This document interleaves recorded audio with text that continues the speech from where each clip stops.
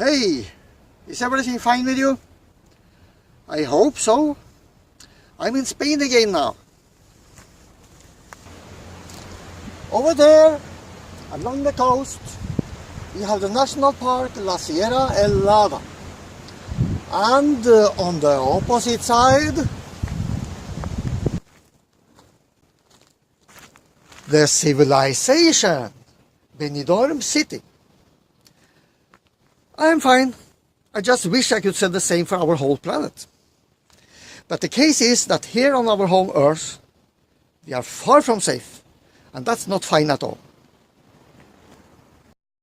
Both the environmentalists and the organizations behind them are blind to the big stuff, and some scientists refrain from telling the truth, or even lie.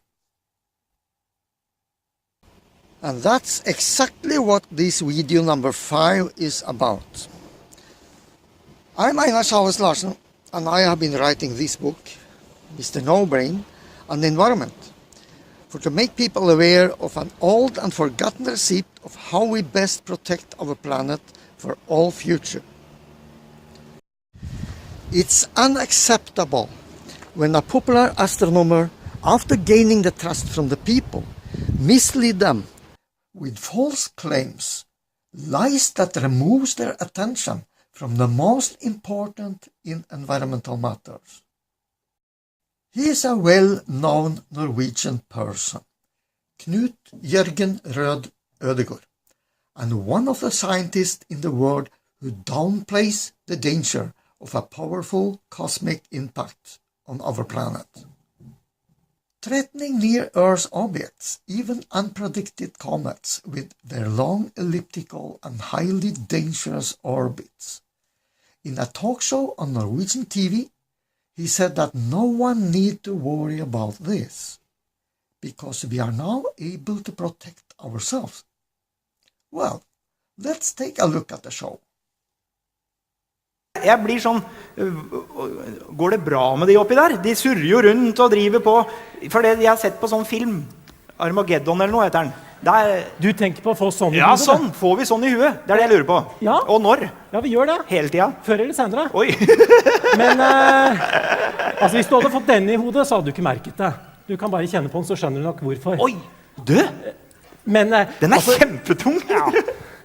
2,8 kilo, en liten klump. Men altså, sannsynligheten for at noe virkelig digert faller ned, den er veldig liten. Ja. Hvis I år en veldig lang tidsskala, så er vi garantert at noe faller ned. Men dette er noe som skjer kanskje med titalls millioner års mellomrom, og nå er vi I stand til å beskytte oss. Så ikke bekymre seg for det hele tatt. Nei, fordi folk sier at vi skal kutte ut atomvåpen og sånn, så jeg alltid skeptisk til det kommer noe, for det jeg har sett på film, det det eneste vi har til å forsvare oss med. Ja, men atomvåpen, det skal vi ikke bruke. For da sprenger vi bare disse steinklumpene I stykker, og vi blir truffet av en haglskur med radioaktive steiner. Det ikke noe godt alternativ. Da det nesten bedre å la den asteroiden med ett sted. Ja. Bare la det stå til. Ja. Nei, da det bedre å sende ut raketter og dytte på disse asteroidene, sånn at de kommer over I en tryggere bane for oss. Og det det som tanken hvis det skjærer seg? Ja, det kommer vi til å gjøre. Ja. Så det går greit. Så jeg skal slappe av? Vi kan bare ta det helt med ro. Astronomer og rakettforskere klarer dette så bra. Så. Men hva det? Okay, so astronomers and rocket scientists are now ready to fix this anytime. All kind of cosmic deadly projectiles, regardless of size, speed, course, or time of arrival.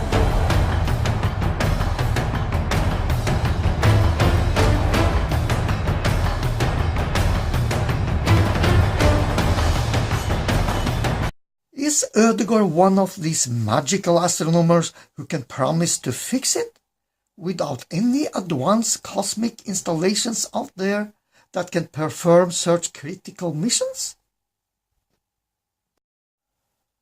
To give him a chance to defend himself, I sent him emails to 4 different addresses, tried calling him twice, and left 2 voice messages. But he is like lost in space. Where are all the security devices with super rockets that is needed for such action? I find the video with the calming promises from Ødegaard in YouTube published February 21, 2011. 2 years before the tragedy in Russia, February 15, 2013, caused by an about 70 meter or 55 feet asteroid which damaged more than 7,200 buildings and led to 1,159 injuries. Was that rock too small to be pushed away? Was it not worth the trouble? If Ødegaard and his team never mined an object at such a modest size that made so much damage, what about when an asteroid big as, for example, 50 meter or 164 feet want to visit us? Would they take action?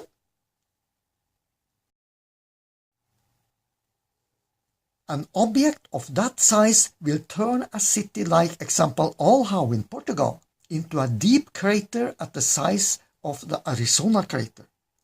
And we are then just talking about the small core of the damaged area.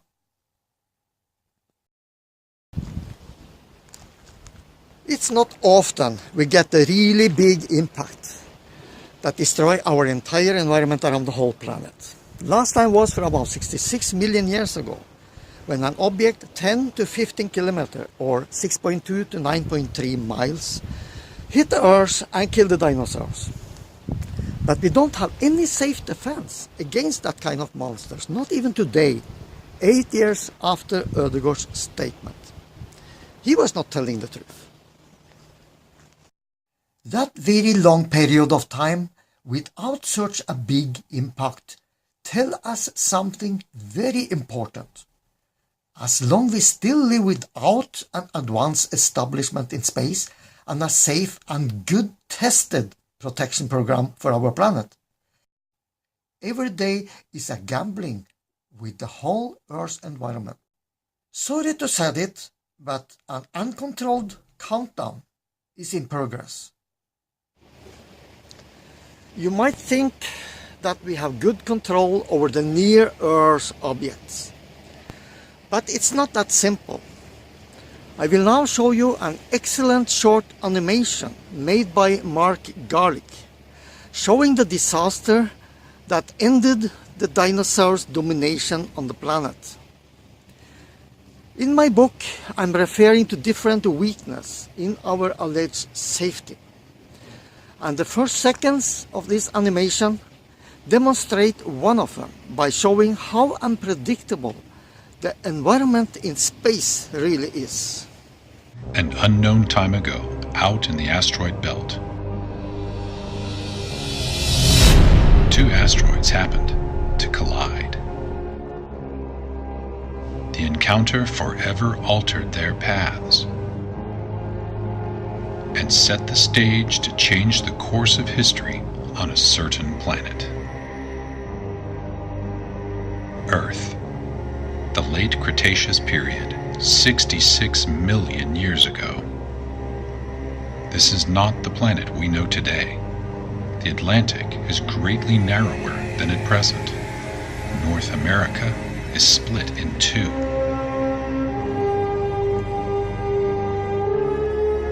The planet Earth is alive, thriving, pulsing with life. Spectacularly successful creatures have ruled the land for 180 million years. Dinosaurs. They have evolved into countless diverse species that cover the Earth from north to south, east to west. This is a herd of Triceratops, a North American genus. Other creatures take to the skies, and others terrorize the oceans. All have survived every environmental challenge they have ever encountered, until now. Diverted in that fateful collision eons earlier, one of the asteroid fragments enters the Earth-Moon system, a harbinger of death. It is 10 to 14 kilometers across, bigger than Mount Everest. Traveling at 20 to 40 kilometers per second, it traverses the expanse from the Moon to the Earth in under 6 hours.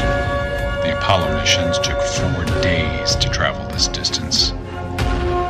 As the interloper encounters the Earth's thermosphere, friction heats the rarefied gases ahead of it to incandescence. It plows through the lower layers of the atmosphere in mere seconds. As it hits the shallow sea near modern-day Mexico, the asteroid is vaporized almost instantly.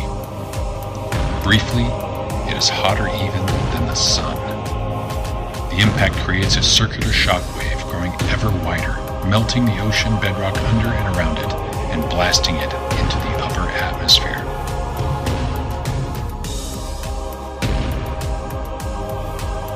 This is the view from a chain of islands more than 100 kilometers away.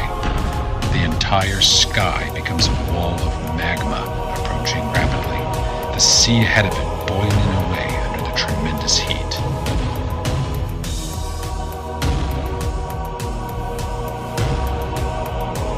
The crater carved out by the impact is at least 150 kilometers across and 20 to 30 kilometers deep.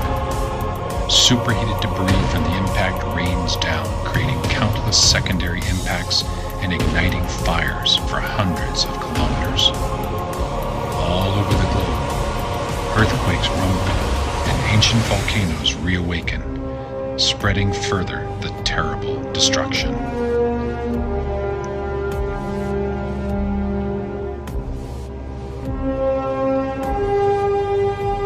The material thrown up by the blast enshrouds the planet in dust for months, maybe even years.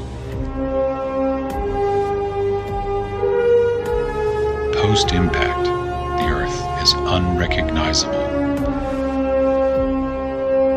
With the sun's rays blocked, the planet is plunged into darkness.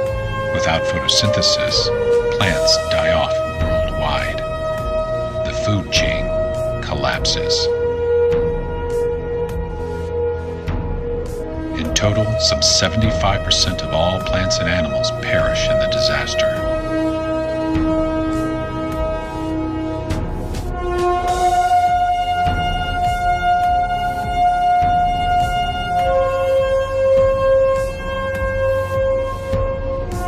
But from the ashes of this hell on earth, something new will spring.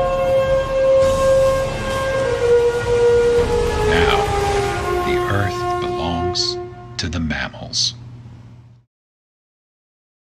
Should we never mind and follow in Mr. No-Brain's footsteps, so we, the mammals, also become wipeout, and a more protected species can take over the planet? They might become smarter than us, get a better relation to space, and find a way out of the misery.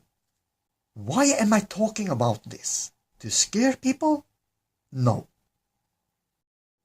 And I don't think that was the purpose of Carl Sagan either, when he warned us not to imprison ourselves on Earth, but to inform people about our true environment.